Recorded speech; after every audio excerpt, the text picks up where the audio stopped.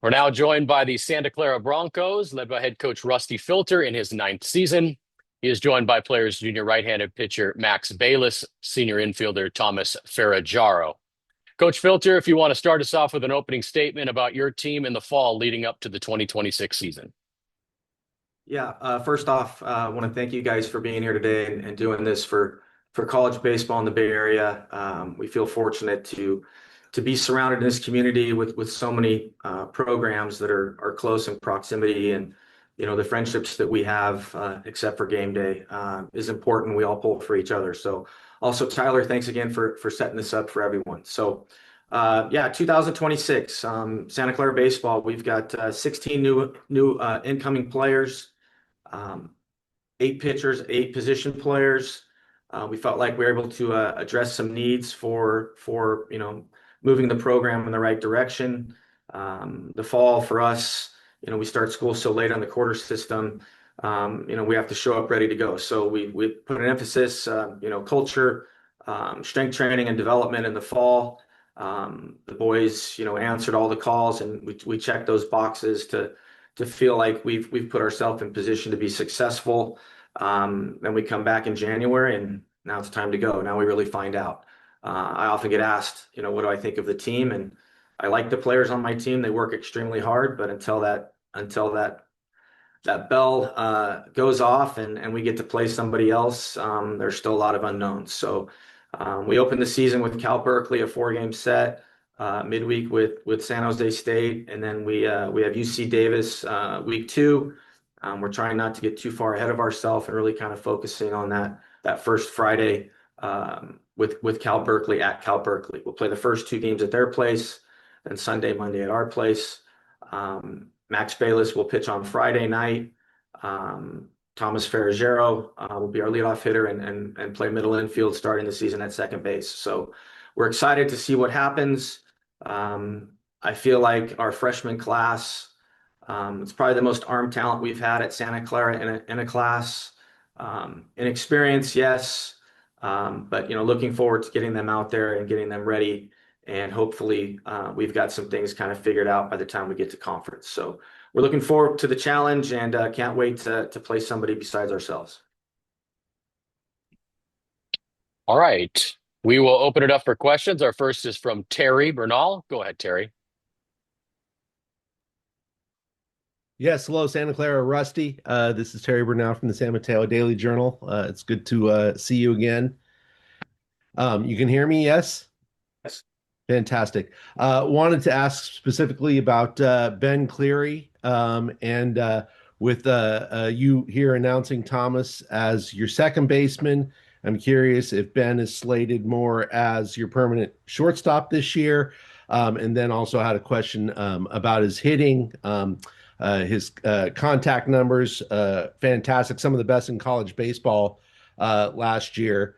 So with that and his slugging percentage raising over 400 last year, I was wondering how the slugging and the contact, what the confluence of those two things are, and how you see that coming together this year with Ben. Yeah, Ben's done a great job. Ben had a little bit of an arm injury last year, so was limited in the summer, more of a rehab summer for him, and has added some size to his body. Ben has always been a contact hitter, really low strikeout percentage, but also a little more defensive approach, I think, offensively, where ball and play is important, and was really good with 2 strikes. And the thing that we mentioned to him and our entire team is, we're looking to increase our slugging percentage overall. Ben is going to play shortstop. If Ben needs a day off, Billy will play. Thomas Ferroggiaro will play shortstop. Sorry, his nickname is Billy. He looks more like a Billy than a Thomas. So Ben will play short.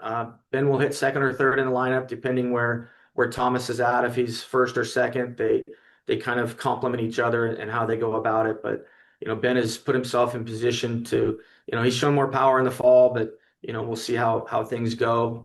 He's always been a tough out in our lineup, so he's kind of been targeted, and hopefully, the guys around him will be able to, allow him to be pitched a little bit differently. So, he's made a lot of progress defensively, very solid, has been our shortstop. will play at shortstop every day that he's able. And when he needs a day, then Thomas will play short. And we're looking to see if that hard work he's put in is going to pay off. Thank you. Our next question will come from Mark Garland.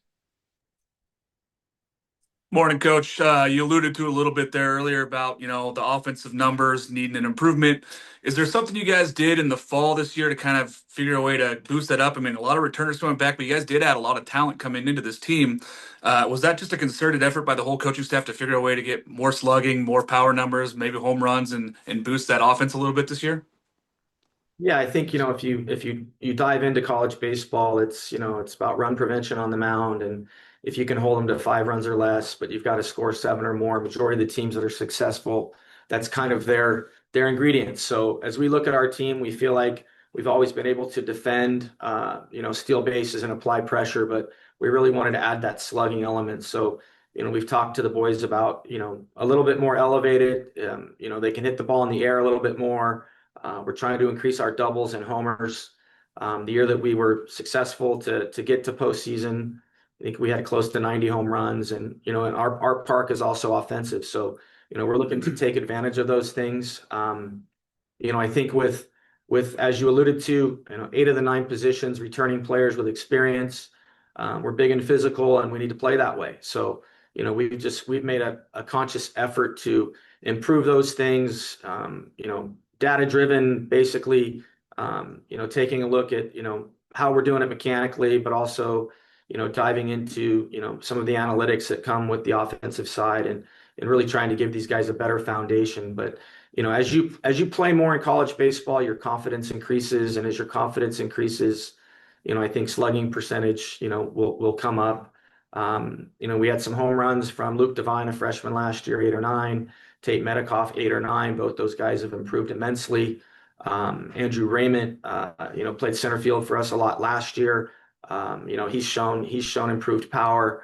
The one position that's new this year is third base, and Camden Sauce, a transfer from TCU, was the high school player of the year in San Diego as a high school senior. And we're looking to see how his bat plays in our lineup as well. So we're looking to really put an emphasis on a little more slugging, as you saw. And when you look at our numbers, that's the one thing that I think we should improve upon based off experience, based off maturity and strength. And we've done a good job with those things.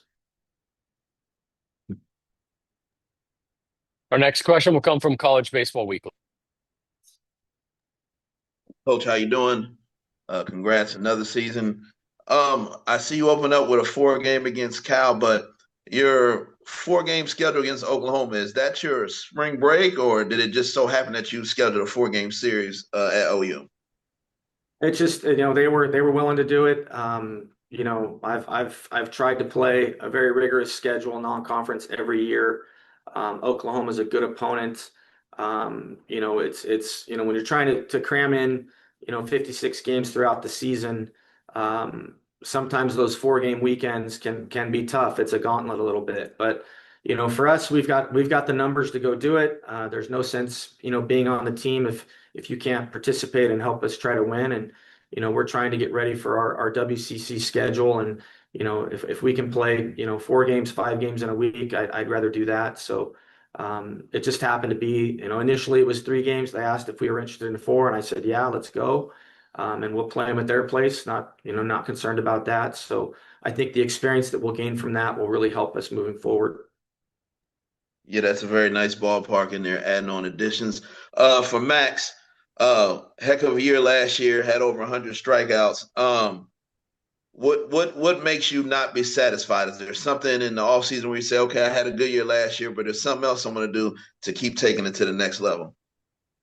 Yeah, I think that just playing for this university and playing for, Coach Filter and playing for the guys next to me is really what pushes me to do that.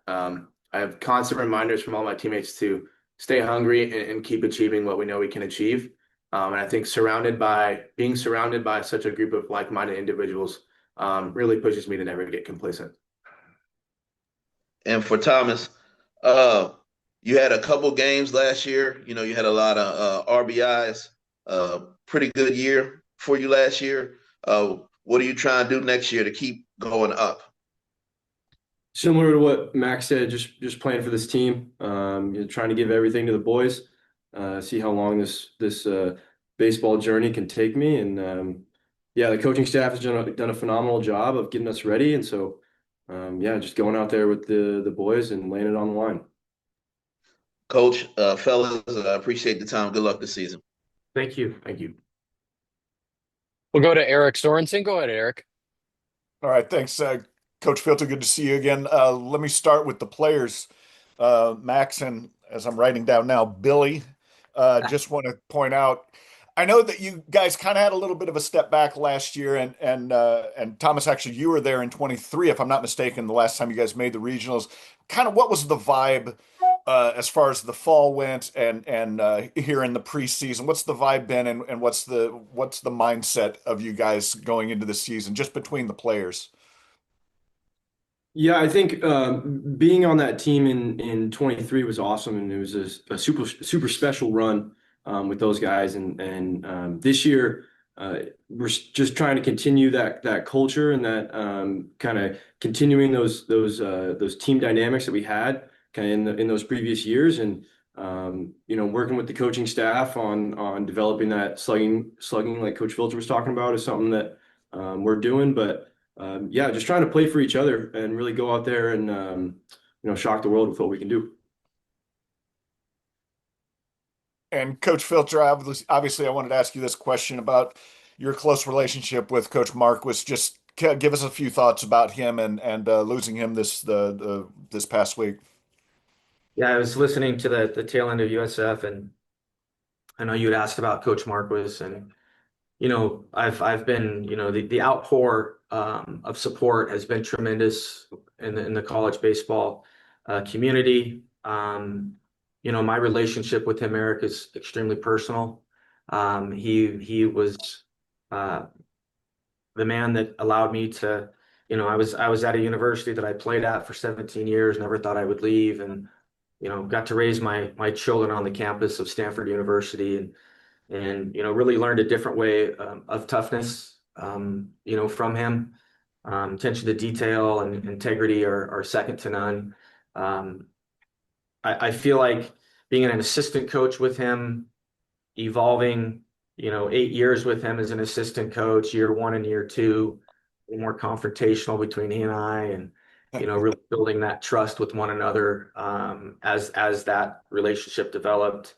To see him interact with phenomenal baseball players at a university that's highly accredited academically, and to then have him on my staff and have the interaction, excuse me, with my players.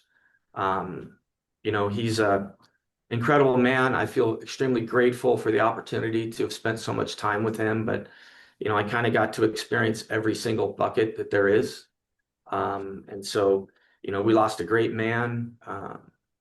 His family is extremely important to him and personal to him. And, I told the team I'd made a decision that, my sadness and my thought process, I would deal with on my own away from the field. And, what would nine do? How would nine respond? And so when we're at the field, that's the approach that we're taking. So, yeah. All right. Thanks, Coach. Appreciate you. Our next question will come from Shotgun Spratling. Hey, Max, I just wanted to kind of ask about your summer. What was the biggest thing you took away going to the Cape, playing for Team USA and the trials there? What did you take away from that experience, and what have you been working on this off season to continue to improve? Yeah. I think that the biggest thing I took away was just how incredible of an experience it was. It's truly an honor. And I loved every second of it. I loved competing with the people there, and obviously I loved being with Coach Filter there. And as far as what I've been working on, I think just staying competitive. A couple of things like, obviously you're always trying to improve your command, fastball command, off-speed usage, kind of things like that. But truly an incredible experience. He's being humble, Shotgun. He's added a couple pitches. He was a fastball slider guy, pretty high percentage slider. We've added a two-seam, learned to pitch top shelf of the zone, and added a changeup too. So, it's still for us, we're development. I'm not spending money portal to, go buy guys 1 year at a time. I mean, this is a place you're coming to get better. And, Max had a chance to, he could leave and he knew what he wanted to do. And, the goal hasn't changed. And, I think the biggest benefit of being in that opportunity is, you get caught up sometimes in your own little pond, where you're at, and then all of a sudden you get out there and you go, wow, there's a lot of really good baseball players out there, and Max represented himself very well there, and realized, hey, there's room for improvement, and so we've dedicated, his personal development to that, and hopefully you know, it shows when we get to the spring. Max, what's that process like when you're adding a new pitch as you're kind of going through, trying to find what works for you, find what will play off your other stuff already? Yeah, that's a process that it's honestly pretty difficult, but like, just sitting down with Coach Filter, we've got technology when I'm throwing bullpens. So, we're using technology to help us. It's a very back and forth conversation. How did you feel when you're throwing this? This is what I want. This is what the numbers are saying. And just trying to adapt off that and really just working in the live outings and in the bullpens with Coach Filter's sense and then the technology as well to execute and find the pitch that we want. And then how different does your fall become when you're kind of trying these new elements out and seeing what works, what doesn't work, versus going to, all right, I gotta get outs and prove myself and my standing with the team versus, tinkering, I guess, a little bit more. Yeah, I think we talk about a lot about it as a program, but kind of when you step over that chalk, as much as the things you're trying to work on are so important, it's about getting outs. It's about competing. We really emphasize pitch development in our bullpens, and in our catch play and in our meetings with Coach Filter. But I think, obviously adding more pitches makes it a completely different game when you're trying to pitch. Having more pitches that work and that are effective, honestly makes pitching a lot easier. But, when you're stepping over that chalk, Coach Filter always emphasizes you're there to get outs and you're there to compete. So that's kind of more of a bullpen emphasis as far as like the tinkering goes. Shotgun, great question, because the conversation between these two as we were getting ready, he faced Thomas. Thomas got 8 changeups in a row. Max will never throw 8 changeups in a row. So, Max and I had also talked about there is the developmental side, but as we've gotten closer, now we need to go out to pitch to be successful. So, on a day, if the slider's been there for him, super high vert on the fastball, like it's elite, but what happens if those two aren't there? And to have that third pitch, the fourth pitch, just allows, one team, is handling his A approach. Well, can we go to the B approach and still be successful? So, I think the development is critical, but great point. I mean, right now, he's going to throw tomorrow night. It's about, how can he dominate tomorrow night? So, we've kind of had a chance to do both. So.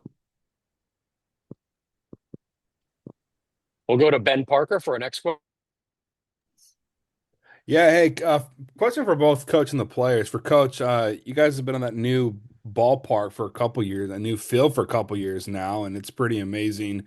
When I was first there, I was blown away. So I was just kind of curious as a coach, how much that kind of new field and facilities helps from a recruiting standpoint, and then for the players, just talk about how fun it is to play on such a nice spanking field like that. Yeah. Yeah, I'll start that one. These guys are spoiled. They get to walk into that park every day.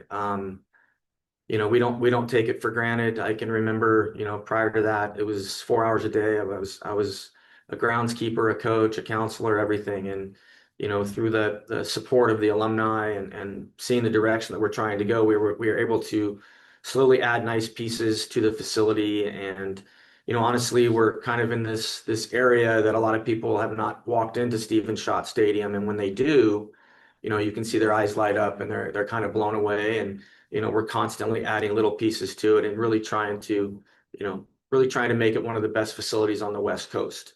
So, it's recruiting is what it is. The landscape of that is completely changing with portal and NIL and, just a lot of different parameters. But, it puts a smile on my face every day when I walk into that park.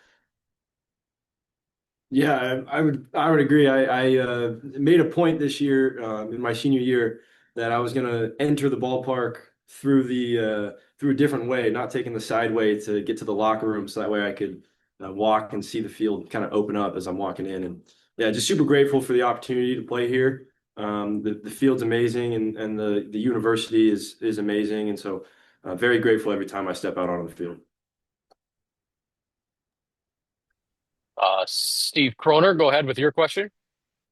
Yeah, for Rusty, just you don't necessarily completely know your team till you get onto the field and play a few games, but going into the season at this point, what are one or two things about which you're the most confident and one or two things about which you're the most concerned? Wow. So I used to have really nice brown hair, and now Tell me about it.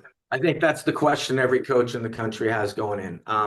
The one thing that's I think been a challenge for us is establishing depth in our program. One of the gentlemen to the fact that we have a lot of returning players, but we feel like there's a challenge every day. Like it's competitive in every spot. We've been able to add some depth to that situation. We use a small strike zone in all of our scrimmages. Our strike percentage has been good. We've cut out our strikeout percentage and improved our slugging. So, those things are kind of the two unknowns. But the thing I'll tell you right now is we'll defend with anybody. We got defenders in every spot. And I think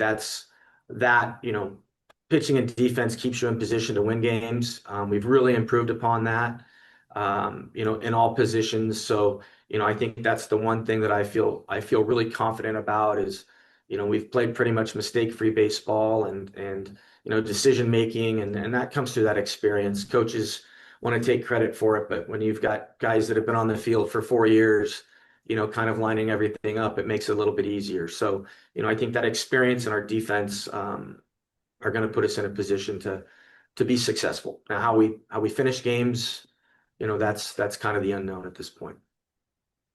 Thank you, sir. Our last questions will come from Shotgun Spratling. Go ahead, Shotgun. Rusty, what's your expectation for this freshman pitching class? I mean, looks like some high upside guys there. What do you expect from them this season? Yeah, I mean, we've got some arm talent that if you look at a velocity standpoint that we've never had.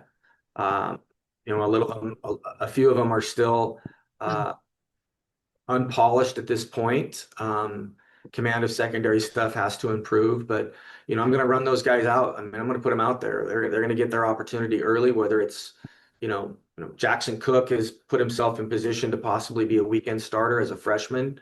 But he's got to improve or he's not going to get that because I've got older guys a little more consistent that I know what I'm going to get. But the freshman class, there's 5 of them that really looking like we're going to have a bright future. And if they're doing what we think they can do, then I think it will definitely lengthen our staff. So,